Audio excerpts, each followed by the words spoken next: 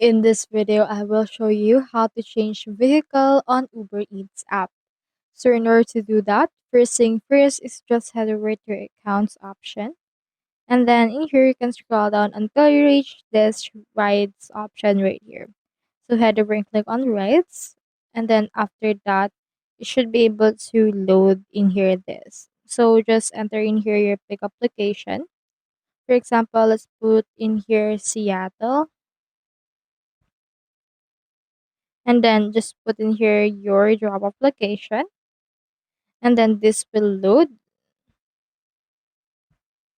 And then for this one, you can see in here the options for ride. So we have Uber X Comfort, Uber XL Comfort, and a lot more. So you can just change your vehicle depending on which one you want to actually go into. So that's how you change vehicle on Uber Eats app. I hope this video helped you out.